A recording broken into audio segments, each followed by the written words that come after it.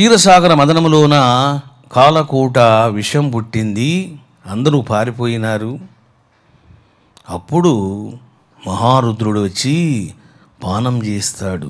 పానం చేసిన తర్వాత ఆయన ఏ విధంగా ఉన్నాడు?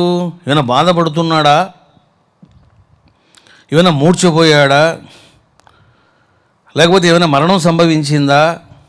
ఏదైనా రోగం సంభవించిందా అని అంటే ఆయనకు ఎటువంటి పర్యవసానం జరగలేదు.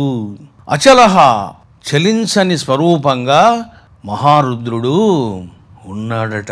అంటే క్షోభ చెందాలి. విషపానము చేత ఏం జరుగుతుంది? క్షోభ అంటే వేదన, సంవేదన అనుభవించాలి. కానీ మహారుద్రుడు ఎటువంటి క్షోభ అనుభవించలేదు, ఆవేదన అనుభవించలేదు. అందుకనే ఆ యొక్క నీలకంఠుడిని, మహారుద్రుడిని అక్షోభ్య అని కీర్తించారు దేవత. టిబెటన్ వజ్రయాన తంత్రశాస్త్రాలలో తంత్రశాస్త్రం ఈ విధంగా చెబుతుంది. సముద్రమంథనే దేవి కాలకూటం సముత్థితం సర్వే దేవాచ్యా దేవ్యై చ మహాక్షోభమవాప్నుయుః. సముద్రమంథనే దేవి, క్షీరసాగర సముద్ర మథనములోన కాలకూటం, కాలకూట విషము సముత్థితం ఉత్పన్నమైంది, జనించింది. సర్వే దేవాచ్యా దేవతలందరూ, దేవ్యై చ స్త్రీ దేవతలందరూ. చూశారా? పురుష దేవతలందరూ, స్త్రీ దేవతలందరూ మహాక్షోభం అవాప్నుయుః, మహాక్షోభను అనుభవించారు. ఆ కాలకూట విషం ఉత్పన్నం కాగానే దాని ప్రభావాన్ని దేవతలు తట్టుకోలేకపోతున్నారట, క్షోభను అనుభవించారు. చూశారా? మహాక్షోభ, క్షోభను అంటే దుఃఖమును అనుభవించారు. క్షోభాదిరహితం యస్మాత్, యస్మాత్ ఏ మహారుద్రుడైతే అక్కడికి వచ్చాడో, క్షోభాదిరహితం పీతం హలాహలం విషం,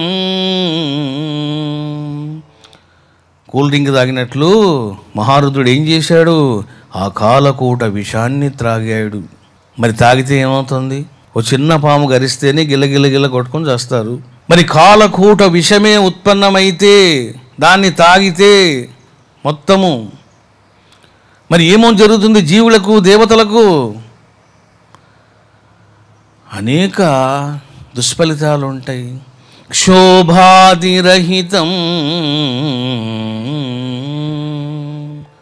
ఎట్లాంటి క్షోభ లేకుండా కాలకూట విషాన్ని త్రాగి ఎట్లా ఉన్నాడు మహారుద్రుడు అని అంటే నిశ్చలంగా, ఆనందకరంగా, సర్వాతీతంగా, విషం తాగితే నాకేం సంబంధం అన్నట్లు ఉన్నాడు. అతయేవ మహేశాని, అప్పుడు మహేశాని, చూశారా? తారాదేవి అక్షోభ్య పరికీర్తిత, హే అక్షోభ్య అని సంబోధన చేసిందట తారాదేవి. ఎందుకంటే చూడండి, తారాదేవి గురించి టిబెటన్ వజ్రయాన బౌద్ధ గ్రంథాలు చదువుతుంటే మతిపోతుంది, అంత పవర్ఫుల్ ఉంది ఆమె. అప్పుడు తారాదేవి అన్నదంట, హే అక్షోభ్య అంటే ఏం తెలుసునా? చలనము లేనివాడా, బాధ లేనివాడా, క్షోభ లేనివాడా, ద్వంద్వాతీతుడా, సర్వాతీతుడా అని దాని యొక్క అర్థం. తేన సార్థం మహామాయా తారిణి రమతే సదా. తారా, ఉగ్రతార, నీల సరస్వతి, ఏకజట ఇవన్నీ ఆమెకు పర్యాయ పదాలు. తారిణి రమతే సదా. నా పతిదేవుడు ఎంత గొప్పవాడు అని అక్షోభ్య భైరవుడిని మెచ్చుకున్నదంట. ఇక్కడ అక్షోభ్య భైరవ అంటే హీఈస్ నథింగ్ బట్ మహారుద్ర నీలకంఠ. గుర్తుపెట్టుకోవాలి. తారాదేవి కూడా ఏం చిన్నది కాదు. ఎప్పుడైతే నీలకంఠుడు విషపానం చేశాడో తారాదేవి వచ్చేసిందంట శివుడి దగ్గరికి. వచ్చి చిన్నపిల్లగానికి ఏ విధంగా అయితే పాలిస్తుందో తల్లి, ఆ విధంగా నీలకంఠునికి పాలు ఇచ్చిందంట తారాదేవి. అద్భుతం ఇది. అసలుకి ఎందుకు నీలకంఠునికి ఏం కాలేదు అని అంటే తారాదేవి యొక్క మహిమ అని కూడా తంత్రశాస్త్రం చెబుతుంది. అంటే తారాదేవి పరిగెత్తుకొని వచ్చి భర్తకు పాలు ఇచ్చిందంట. పాలు తాగాడు మహారుద్రుడు. అందుకే చూడండి, మనం చదువుకున్నాం తారా విద్యలోన, మీకు గుర్తుందో లేదో నేను చెప్పాను. తారాదేవి తన యొక్క భర్తను శిరస్సు మీద పెట్టుకుంటుంది అని చెప్పాను. ఆమె యొక్క భక్తి అమోఘము అని కూడా చెప్పాను. ఈ రకంగా తారాదేవికి అక్షోభ్య భైరవునికి మీకు అర్థం చేసుకున్నారు. అక్షోభ్య భైరవుని యొక్క విషయంలోన 3 టైప్స్ ఆఫ్ జ్ఞానం ఉంటుంది. ఒకటి సింపుల్గా అక్షోభ్య అంటుంది తంత్రశాస్త్రం. ఇక అక్షోభ్య భైరవ రెండవ యాంగిల్. మూడవది ఏంటంటే అక్షోభ్య ఋషి. అది ఈ అక్షోభ్యుడు ఎవరో కూడా కాదు, మళ్ళీ ఒక గొప్ప ఋషీశ్వరుడుగా ఉంటాడట. అన్ని పర్యాయ పదాలు. ఒక్క మాటలు చెప్పాలంటే ఇంకేమి లేదు. నీలకంఠుడే అక్షోభ్య భైరవుడు, మహారుద్రుడే అక్షోభ్య భైరవుడు, ద్వంద్వాతీతుడు. ఎవరైతే అక్షోభ్య నామాన్ని స్మరిస్తారో వాళ్లకు కలిగేటువంటి ఫలితం ఏమిటిదయ్యా అని అంటే